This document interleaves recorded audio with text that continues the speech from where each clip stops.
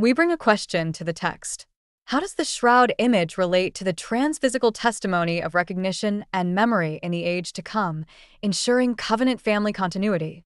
The text answers with a resounding affirmative. The mathematical verdict is yes. The probability of yes is 99.4%, while the probability of no is 0.5% and unresolved is 0.1%. This draw is classified as a strong anomaly, and all gates pass. Let us begin with the lead verse, 2 Kings chapter 11, verse 14.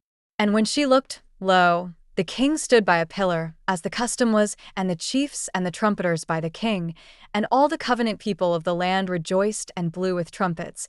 And Athaliah tore her clothes and cried, Treason, treason. This verse establishes the biblical pattern of covenantal recognition. The true king is revealed standing by a pillar. A pillar is a fixed, enduring, and visible testimony. The covenant people recognize him and rejoice, while the illegitimate authority cries treason. Typologically, the shroud image functions as this pillar. It is a fixed, visible testimony that confirms the identity of the true king to the covenant family, validating their joy and exposing the falsehood of death's claim over him. The drawn scriptures collectively narrate a movement from physical mortality to covenantal permanence. They speak of the breath of life animating the physical form, as written in Genesis chapter 2, verse 7. YHWH Elohim fashioned man of the particles of the ground, and blew through his nostrils the breath of life, and man became a living creature. The image bridges this physical reality of the tomb with the transphysical reality of the resurrection. The draw emphasizes established, sealed identity. In Exodus chapter 28, verse 11, we read that with the work of a stone engraver, like the carvings on a seal ring, you will engrave these two stones with the names of the children of Israel. The shroud is not a mere historical artifact.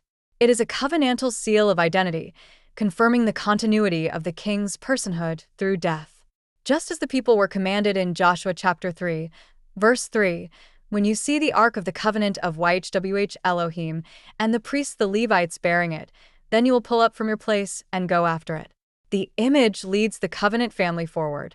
Memory and transphysical testimony are deeply woven into this text. The apostolic charge in 2 Peter chapter 1, verse 12, is to put believers always in remembrance of these things, though you know them and are established in the present truth. The shroud serves as a divine remembrance, a memory anchor that testifies to the reality of the resurrection. Furthermore, as Enoch chapter 38, verse 4, declares, the secrets of the covenant faithful shall be revealed. The image reveals these secrets to those who seek recognition in the age to come. Covenant family continuity is the core promise here. The suffering servant makes his life a priestly offering for guilt, and as a result, he will see his seed, he will prolong his days, and the pleasure of YHWH will prosper in his hand, as stated in Isaiah chapter 53, verse 10. Death does not terminate the lineage. The promise of a covenant inheritance is given to all them that are consecrated, as we read in Acts chapter 20, verse 32. We see the vision of every man calling his neighbor under the vine and under the fig tree, from Zechariah chapter 3, verse 10. This depicts an unbroken familial continuity in the appointed season. As it is written in Isaiah chapter 27, verse 13, in that day the great trumpet will be blown, and they will come which were ready to perish, and will worship YHWH in the holy mount in Jerusalem. The physical garments of mortality are superseded. We are called to clothe yourself in the new man, that after Elohim is created in covenant faithfulness and true holiness, according to Ephesians chapter 4, verse 24. The one who is a brand plucked out of the fire, as YHWH declares in Zechariah chapter 3, verse 2, bears the marks of passing through destruction, yet is preserved, recognized, and consecrated. The shroud bears the marks of the fire, yet the king stands victorious. As the angel of YHWH replied to Manoah in Judges chapter 13, verse 16, though you detain me, I will not eat of your bread, and if you will offer a consecrated burnt offering, you must offer it to YHWH. The testimony is not for human consumption, but a consecrated offering to the Most High. We are reminded in 1 Chronicles chapter 17, verse 8, that YHWH has been with us wherever we have walked, and has cut off all our enemies from before us, and has made us a name like the name of the great men that are in the earth.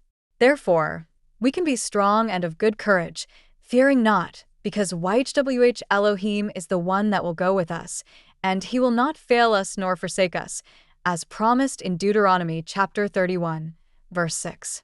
We declare with the psalmist in Psalms chapter 57, verse 11, "Be exalted, O Elohim, above the cosmos, let your glory be above all the earth." The text's affirmative direction is not merely a thematic possibility. It is the mathematically determined trajectory of the straw. The scriptures speak with unified, affirmative clarity. The dominion triad, representing the convergence of identity, inheritance, and priesthood, fires at 900.3% of the non-randomness index, reaching 5.84 sigma. This is a discovery-level anomaly, meaning it is at least 5 standard deviations from the baseline. The Father is speaking to the full architecture of covenantal standing. The polarity balance index is affirmative, with a value of positive 2.017 and a p-value of less than 0.05. The directional clarity is overwhelmingly toward covenantal favor and confirmation, not caution. The guidance detection indicator shows an extreme anomaly, with a Fisher chi-squared value of 91.38 and a p-value of 8.51 times 10 to the minus 10. The draw as a whole departs massively from random chance, confirming a unified, intentional message. Finally, the Convergence Confidence Index has crossed the threshold at 93%, with all 6 channels active. Multi-channel convergence is solidly established. So, how does the Shroud image relate to the transphysical testimony of recognition and memory in the age to come? Led by the text and confirmed by the numbers, the Shroud image functions as a covenantal pillar and a seal of identity. It is a transphysical testimony because it bridges the physical reality of the tomb with the transphysical reality of the breath of life and the resurrection. Just as the servant who makes his life a priestly offering will see his seed and prolong his days, the image testifies that death did not break the covenant family continuity. It serves as a divine remembrance and a brand plucked out of the fire, revealing the secrets of the covenant faithful. The extreme statistical anomaly affirms that this is not a random assortment of texts, but a deliberate, affirmative revelation. The image stands as a witness to the King who conquered death, ensuring that the covenant people will recognize him and rejoice in the appointed season of gathering.